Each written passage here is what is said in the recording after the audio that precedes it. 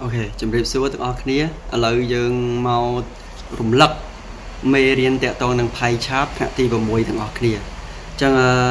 trôn mà đó bởi kê ao lùm hạt bạp nắng, tụi bây dương mơ rụt vô cái đói, tụi bây giờ dương ai thưa ban đó chẳng chia ca này nôm bị nhóm tới, ôn trời an dạng tịch này ban pi đòn, đầm bây đăng thà kê ao ấy phụ bê khá dương vô lắng copy ở vậy để kê chọn bàn chẳng đấy. Ok. Chẳng lùm hạt lịch bám the pie chart show the person take out the item sold in a shop chẳng được không nắng về miền này cái khác này giống về miền Google là ní vài ta hay tắc mà phải bật phía rồi về miền khao clay mà phải pi phía rồi về miền t-shirt ní kia áo y tế hay t-shirt ní chả đánh cái xua được không sủng nụ ấy và top máu cái miền Spitsu ní cả hạt tắc á nèហើយtrek suនេះអាកៅកីឡាដើម្បីរត់ណាបាទអញ្ចឹងបន្ទាប់មកយើងមើលឃើញយើងមាន 9% 11% 27% 22% ហើយបន្ទាប់មកយើងអានសំណួរគេអញ្ចឹងនៅក្នុងសំណួរគេ A what the person take out the item sold were t-shirt អញ្ចឹងគេសួររក t-shirt មែនទេហើយ t-shirt ជាក់ស្ដែងគេអត់ឲ្យទេគេអត់ឲ្យភាគរយទេអញ្ចឹងកន្លែងនេះពួកយើងធ្វើម៉េចយើងដឹងថា 100% មកជុំរំវងហ្នឹងណាអញ្ចឹងពួកយើងធ្វើម៉េចអញ្ចឹង t-shirt ឈើសេអស t ស្មើ 100% ដកឲ្យពួកយើងប្រើមុងកញ្ចក់មក 9% អូខេបូកឲ្យ 11%យេដាក់អញ្ចឹងមកបូកឲ្យហ្មងគ្នាយើង 27% បូកឲ្យ 22% ហ្នឹងយើងបូកជាក់ស្ដែងមកអញ្ចឹងកន្លែងនេះ 100%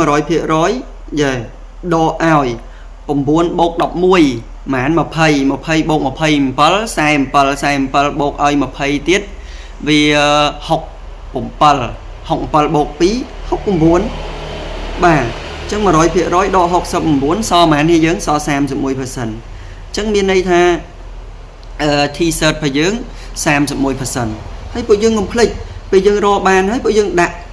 31% នៅលើกระดาษប្រឡងហ្នឹងទៅព្រោះกระดาษចម្លើយផ្សេងกระดาษប្រឡងផ្សឹងមិនចឹងប្រធានផ្សេង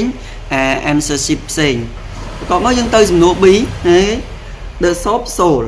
36 sweet shoe and how many pair out sold were sold មានន័យយ៉ាប់អញ្ចឹងពួកយើងបែងកណនីវាមកអញ្ចឹងមានន័យថាយើងទៅមើល sweet shoe ហ្នឹងមិនមែនSweet shoe 9% នេះនៅលើរូបគេឲ្យគ្នាយើង Sweet shoe 9% អញ្ចឹងបើ Sweet shoe 9%យើងធ្វើម៉េចយើងថា 9% យើងប្រើតាម unitary របស់យើង 9% ស្មើ 36 ចុះ 1% ស្មើប៉ុន្មាននេះយើងអញ្ចឹង 1% មិនស្មើ 36 ចែកឲ្យ 9 មែនទេអញ្ចឹង 1% ស្មើ 4 អញ្ចឹងពួកយើងទៅរកមើល sort អញ្ចឹង sort យើង 22% số sort ឈើតាំងដល់អក្សរ S ស្មើឲ្យ 22 គុណជាមួយនឹង 4 អូខេអ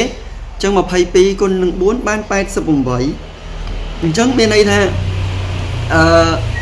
អាខោខ្លីហ្នឹងស្មើនឹង 88 ខោបាទ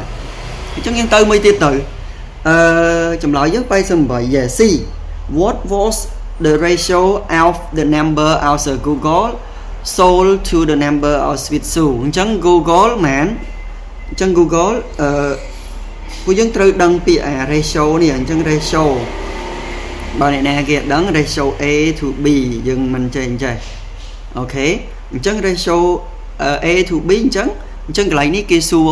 Google ជាមួយនឹងអាវ៉ែនតាហែលទឹកហ្នឹងនិង sweet shoe កៅអៅកីឡាកៅអៅហែលទឹកអញ្ចឹង Google ឈើតាំងវិញចេះមក sweet shoe តាំងដល់អក្សរ S ទៅអញ្ចឹង Google មែន 27% ជីប៉ុចទៅហើយ sweet shoe មែន sweet shoe 9% ពួកយើងអាចទុកអញ្ចឹងក៏បានប៉ុន្តែយើងសម្រួលវាមកអញ្ចឹងកន្លែងនេះសម្រួលនឹង 9 សល់ 3 សម្រួលនឹង 9 សល់ 1 អញ្ចឹងមានន័យថា the ratio of Google to sweet shoe equal 3 to 1 អូខេចឹងពេលយើងធ្វើហើយទាំងគ្នាយើង double check វិញមកអានសំណួរគេថាគេចង់បានអីចឹងហ៎ ចឹងបន្ទាប់មកចាំយើងដាក់ submit ឯកសារ submit ក្តារប្រឡងប្រយ័ត្នធ្វើឲ្យមានជំនឿចិត្តលេងចុងក្រោយខុសគួរឲ្យស្ដាយអូខេអញ្ចឹងអានេះ